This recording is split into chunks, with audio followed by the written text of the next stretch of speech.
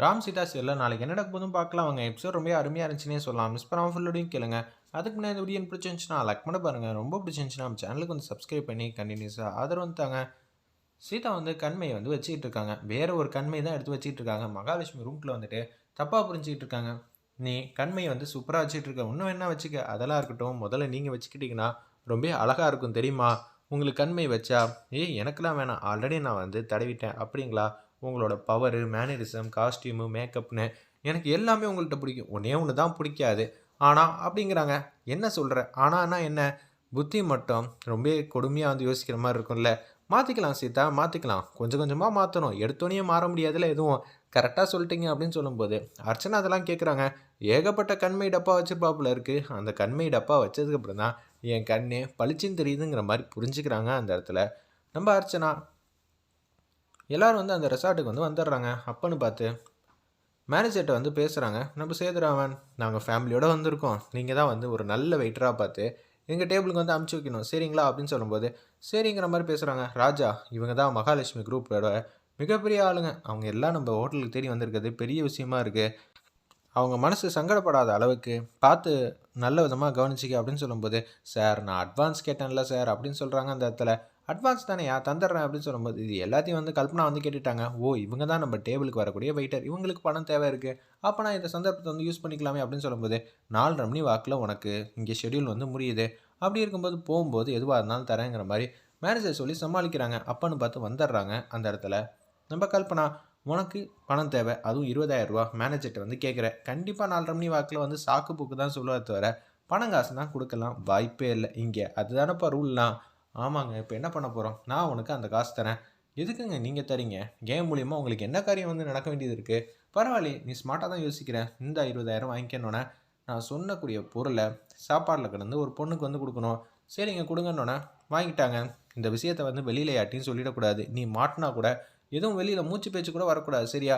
சரிங்க, பணத்தை வாங்கிட்டேன்ல, விசுவாசியத்தை நான் உங்களுக்கு காட்டுறேன் சரிங்களா? மேனேஜர்கிட்ட கேட்டு பார்த்தேன், அவங்கள என்ன மதிக்கவே இல்லை. ஆனால் நீங்கள் எனக்கு பணம் தேவைன்னு தெரிஞ்சோன்னே நீங்கள் உதவி செய்கிறீங்க. நான் அதுக்கு பதிலாக உங்களுக்கு ஒரு காரியத்தை செஞ்சு கொடுக்க போகிறேன். இதில் என்ன இருக்குங்கிற மாதிரி சந்தோஷமாக பேசிகிட்டு இருக்கப்ப எல்லாரும் வந்து டைனிங் டேபிளில் உட்காந்துட்டு இருக்காங்க. மகாலட்சுமி வந்து அர்ச்சனாட்ட வந்து பேச்சு வந்து ஆரம்பிக்கிறாங்க. உங்கள் தங்கச்சி எங்கே போனா?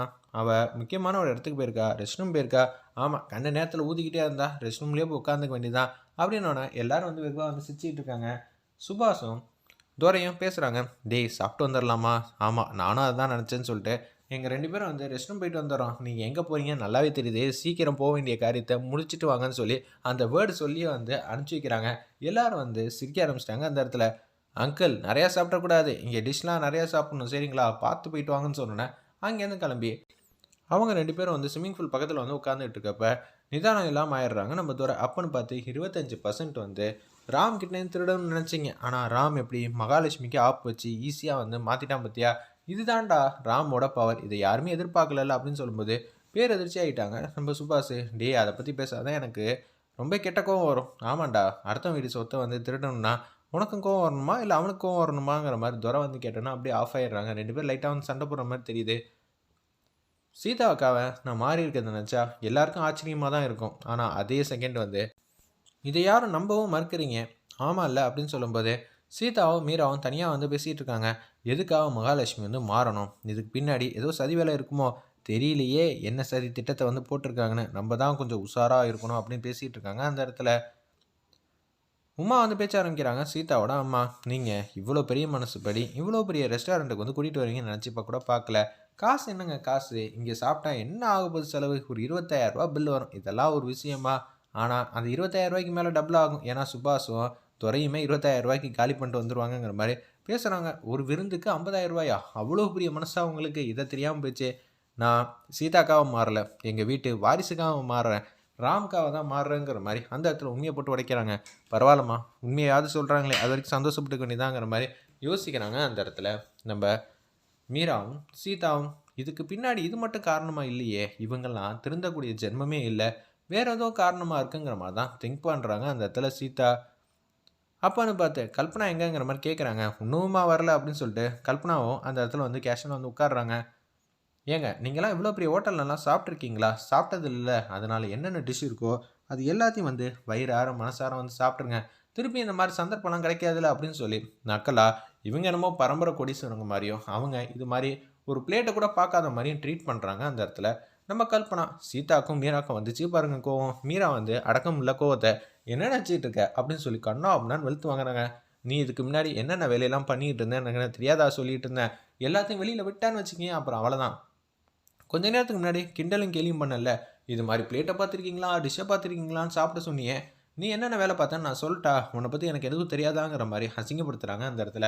ஏய் அவ்வளோதான் சொல்லுவேன், மற்றவங்க மனசை காயப்படுத்துகிற மாதிரி சின்னதாக ஒரு சொல் சொன்னால் கூட அது பாவம் தான், ஆனால் அதுக்குன்னு நீ ஓவரா திமுறா வந்து ஆடாதாங்கிற மாதிரி மீரா வந்து மாஸ் பண்ணுறாங்க. வேறு லெவலில் எக்ஸ்ட்ரா நிறையா இருந்துச்சுன்னே சொல்லலாம் அந்த சீனில். ஒரு பக்கம் அப்செட் ஆயிடுறாங்க. சுபாஷையும் சேதுராமையும் கூட்டிகிட்டு வாங்கன்னு சொல்லி அங்கே இருக்கிற ஒரு ஆள்கிட்ட வந்து சொன்னேன். ஒருத்தவங்க வந்து சுபாஷும் சேதுராமையும் கூட்டிகிட்டு வந்து அப்படியே சேரில் வந்து உட்கார வைக்கிறாங்க. என்ன அங்கிள் கொஞ்சம் கம்மியாக சாப்பிட்ருக்க கூடாதா? அதெல்லாம் இல்லை சீதா, உனக்காக நான் நிம்மதியாக சந்தோஷமாக இங்கே வந்திருக்கேனே, அதனால தான். யாரும் திருந்த மாட்டாங்கன்னு சொன்னோன்னா சாப்பாடுலாம் எல்லாம் வச்சுக்கிட்டு இருக்காங்க. கல்பனா வந்து கிட்ட கேட்குறாங்க, யார் மேடம் எந்த பொருளை கலக்கணும், எதுவுமே கொடுக்காம இருந்தீங்கன்னா எல்லோரும் சாப்பிட்டு முடிச்சிட்டு போகிறாங்க, எடுத்தோன்னா கலக்கக்கூடாதியா, கடைசி நேரத்தில் ஒரு டிஷ் வந்து இருக்குது, அந்த டிஷ்ஷை வந்து சாப்பிட்டா மட்டும்தான் எதுவும் பிரச்சனை இல்லாமல் இருக்கும். வீட்டில் எதாவது பிரச்சனை வரட்டும், இங்கேயே பிரச்சனை வந்துச்சுன்னா நீ மாட்டிக்க மாட்டியா? அதுவும் கரெக்டு தான் மேடம், எப்போ என்னன்னு மட்டும் சொல்லுங்கன்னு சொல்லிட்டு அந்த பேரன் மட்டும் மூவ் பண்ண ஆரம்பிச்சிட்டாங்க அந்த இடத்துல. கல்பனாவோட பேச்சு எதுவுமே சரியில்லை. சீதா மீரா கொஞ்சம் ஜாக்கிரதையாக இருங்க, அவளை பார்த்தா வந்து ஏதோ ஒரு தப்பான வேலை பண்ண போகிறான்னு மட்டும் தெரியுது, நம்மளை சண்டைக்கு வந்து இழுக்கிறா, அதனால் கொஞ்சம் உஷாராக இருங்கிற மாதிரி அந்த இடத்துல பேசுகிறாங்க. சரிங்க, நிச்சயம் அப்படி தான் அவளோட திட்டமாக இருக்குங்கிற மாதிரி யோசிச்சுட்டு இருக்காங்க நம்ம மீராவும் சீதாவும். எல்லாரும் வந்து நிம்மதியாக கேஷுவலாக வந்து சாப்பிட்டுட்டு இருக்காங்க. அப்பன்னு பார்த்து கல்பனா வந்து வெளியில் வந்து போகிறாங்க. எங்கே போகிறாங்க? அவங்க ஸ்மோக்கிங் லேடியாச்சு, அதான் ஊத தான் போகிறாங்கன்னு சொல்லி சீதாவும் மீராவும் தனித்தனியாக வந்து டிஸ்கஸ் பண்ணிகிட்டு இருக்கப்ப, என்ன சிரிக்கிறீங்க வாய் விட்டு சொல்லிடுறாங்க நம்ம மீரா. நாங்கள் எங்களுக்குள்ளே தான் பேசிகிட்டு இருந்தோம், ஆனால் நீ தானே மும்படியாக வந்து கேட்டுட்டு இருந்த, அவங்க உண்மையில் ஊத தான் போகிறாங்களா? என்னக்கா இப்படி நடந்துக்கிட்டு இருக்கு, இவெல்லாம் கேட்க மாட்டிங்களா அப்படின்னு சொல்லி அர்ச்சனா கிட்ட வந்து மகா வந்து பேசுகிறாங்க. அந்த பேரட்டை வந்து காசு யாருக்கையும் கொடுத்ததுனால அந்த ஏதோ ஒரு சில்லி புரோட்டா என்னமோ ஒரு டிஷ் வந்து இருக்குது போல இருக்குது, பன்னீர் டிக்கா மாதிரி, அதில் வந்து அந்த லிக்யூட் மாதிரி என்னமோ கையில் கொண்டு வந்ததை வந்து நல்லாவே மிக்ஸ் பண்ணிடுறாங்க. அந்த கண்ணாடி போட்டு ஒருத்தர் இருந்தால பேக்கு மாதிரி, அவளோட சாப்பாட்டில் தான் இதை நீ கொடுக்கணும், அவளுக்காக கொடுக்குறேன்னு சொல்லும்போது தான் நீ கொடுத்துட்டேன்னு வச்சுக்கேன் ரொம்ப சூப்பராக இருக்கும் சரியா அப்படின்னு சொல்கிறாங்க அந்த இடத்துல. ஒரு பக்கம் அந்த பேரர் வந்து அந்த டிஷ்ஷை வந்து எடுத்துகிட்டு வந்து சென்டரில் தான் வைக்கிறாங்க. அர்ச்சனா பேச்ச ஆரம்பி, நான் வந்து ஒரு விஷயத்தை வந்து செஞ்சுருக்கேன்னு சொல்லி ஆல்ரெடி என்னென்ன செய்யலான் இருந்தாங்களோ அது எல்லாத்தையும் சொல்லி முடிச்சிடுறாங்க. அர்ச்சனா வந்து பேசுகிறாங்க, இந்த ஹோட்டலோட சிக்னேச்சர் டிஷ் என்னென்னு தெரியுமா, இது மாதிரி அந்த ஒரு டிஷ் பேர் சொல்கிறாங்க, அதில் தான் கலந்துருக்கேன்னு ஆல்ரெடி வந்து கல்பனா வந்து அர்ச்சனாட்ட வந்து ஃபோன் அடித்து அந்த எஸ்எம்எஸில் தெரிவித்ததுனால அப்படிங்களான்னு சொல்லி அந்த டிஷ்ஷை வந்து வாங்குற மாதிரி காட்டி இந்த எபிசோட் வந்து ஆல்ரெடி மாதம் வந்து முடிச்சிருக்காங்க.